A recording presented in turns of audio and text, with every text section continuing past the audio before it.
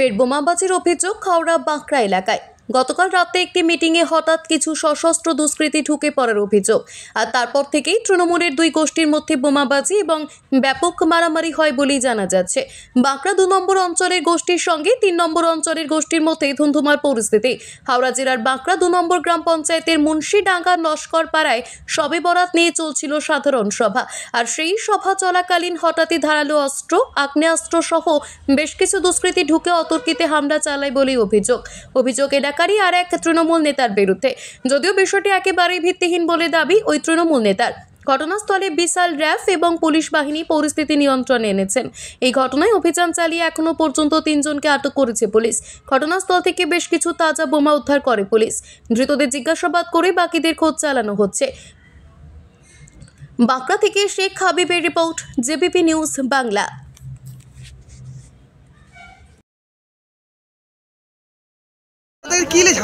আমাদের ঝামেলাটা আমরা শবে বরাত নিয়ে এখানে আলোচনা করছিলাম মসজিদের বিষয় নিয়ে। তো আলোচনা করবার হঠাৎ করে উড়েপাড়া থেকে রিঙ্কু এবং 35-40টা ছেলে ভজালি, বোম, পিস্তল সব কিছু নিয়ে এখানে ঢুকে পড়ে। তার মাঝখানে এই যে পাশের বাড়ি রাজুর বাড়িটা এখানে আছে, এখান থেকেও মানে পুলিশ নিজে হাতে উদ্ধার করেছে এক বালতি পুরো বোম এবং পিস্তল এবং ভজালি পুরো এর বাড়ি থেকে উদ্ধার করেছে। ঠিক আছে, জন্য যেমন আমরা শবে বরাত অনুষ্ঠান করছিলাম, এই মসজিদটা নিয়ে বিতর্ক আছে, প্রশাসনও জানে, সব জানে। প্রশাসন আমাদের অনেক উপকার করে, প্রশাসন থেকে সব আমরা প্রচুর উপকার পাই। ঠিক আছে, আজকে ইমাম সাহেবকে গালাগালি করার পরে আমরা একটা আলোচনা করছিলাম যে যাতে ওরা না গালাগালি করে, এটা করে একটা আলোচনা করছিলাম যাতে আমরা সুষ্ঠুভাবে কালকে শবে বরাতটা চালাতে পারি।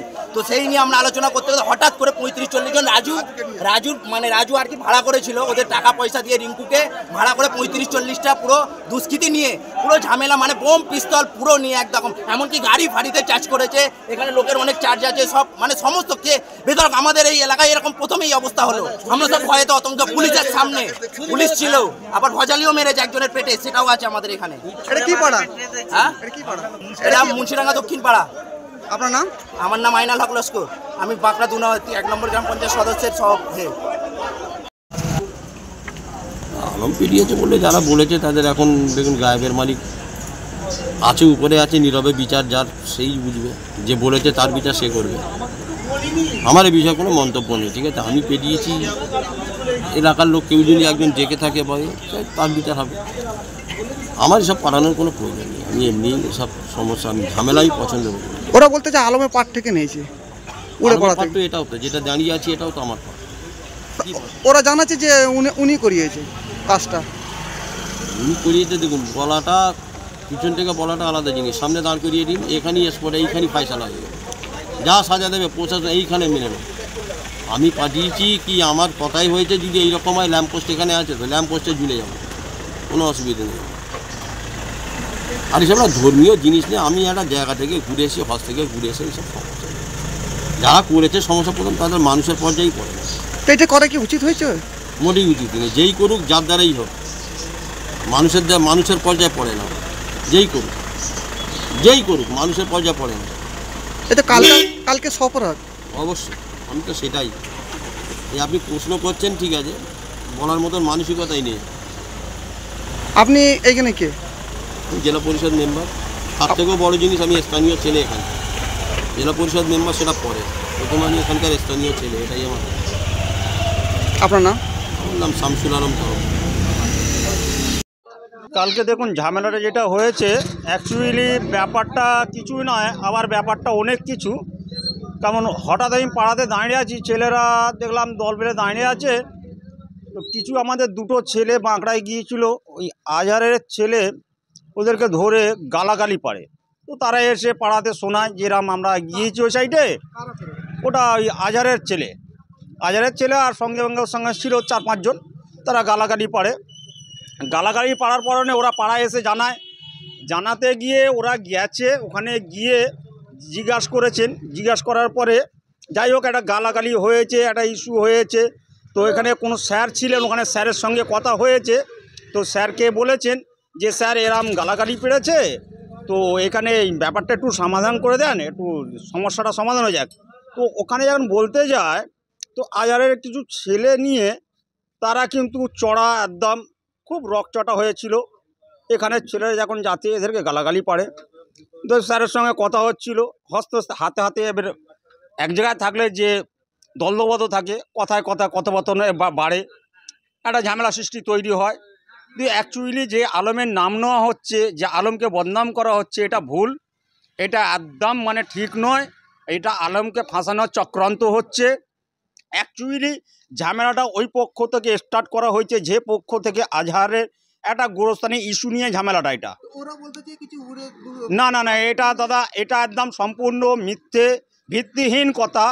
যে কথা না দাদা, এটা একদম ভিত্তিহীন কথা। মানুষকে ফাঁসাবার চক্রান্ত, একটা নেতাকে ফাঁসাবার চক্রান্ত চলছে, যাতে উনি একটা পদে আছে সেই পদের দুর্নাম করার চেষ্টা করা হচ্ছে।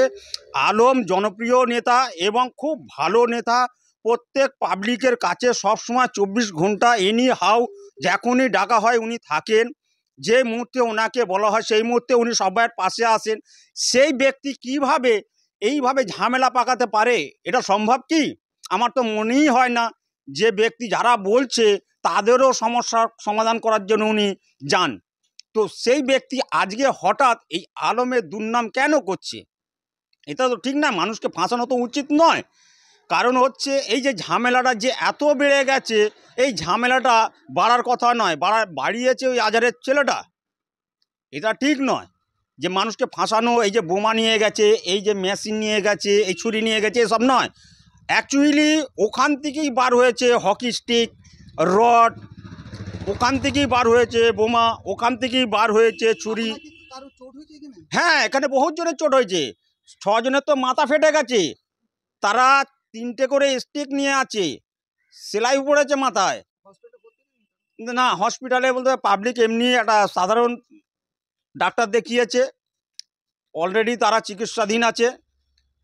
তো কি বলবো দাদা, বহুত বিচ্ছিরি ব্যাপার। একটা মানুষ যখন ভালোভাবে সেখানে জিজ্ঞাসা করতে গেল তাকে মারা ধরলো কেন, এটা আবার মেরে তারাই আবার বায়ান করছে যে না ওরা বোমাবাজি করেছে। এটা ভুল ধারণা, এটা ভুল সিদ্ধান্ত।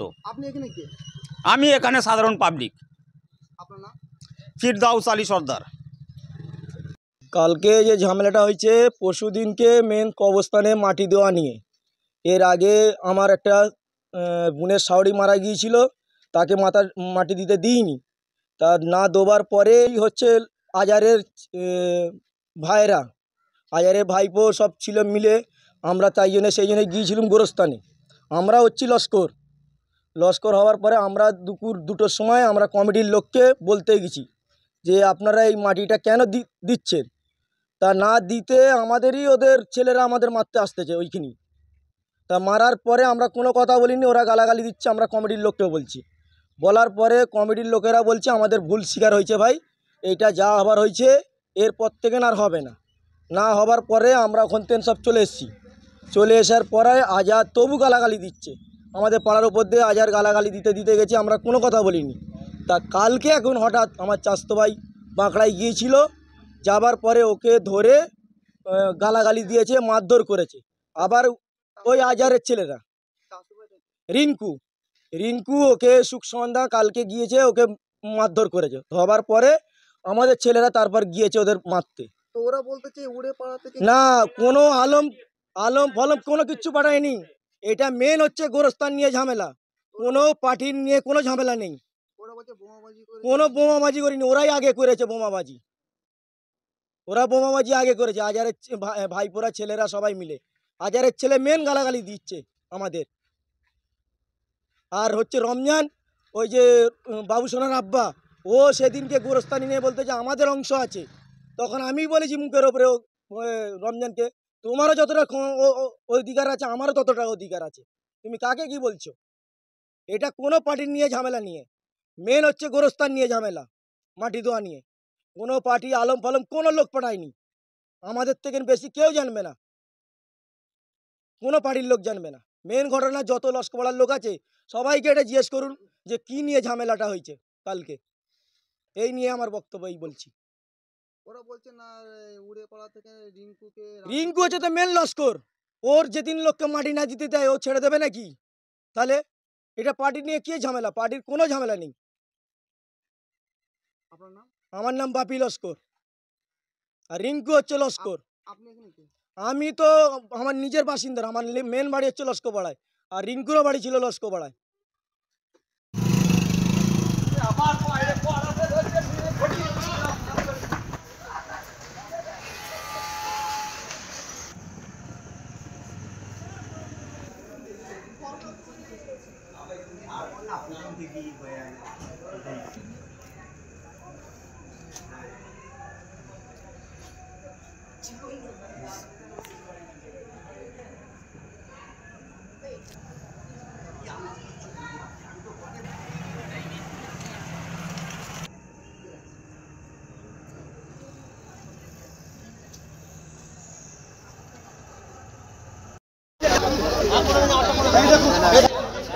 এইটা দেখো হাতটা দেখা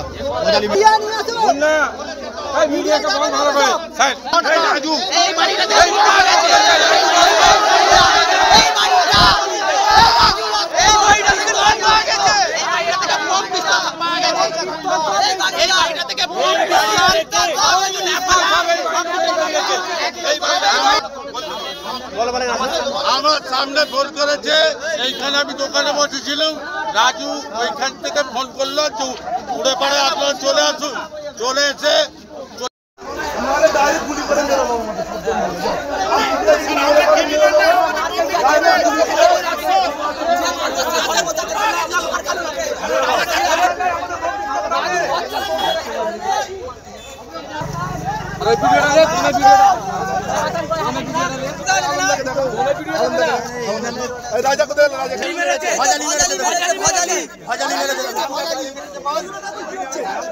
ভজালি নিয়ে মেরেছে, মসজিদ নিয়ে ভজালি মেরেছে স্যার। দেখুন প্রথমে ওরা এলো রিঙ্কু বলে ছেলে, বলছি রিঙ্কু বলে ছেলে, ইচার ছেলে, সে এসে গোটা 35টা ছেলেকে নিয়ে এলো, নিয়ে এসে প্রথম এসি শুরু করলো বম্পিং কর বম্পিং কর।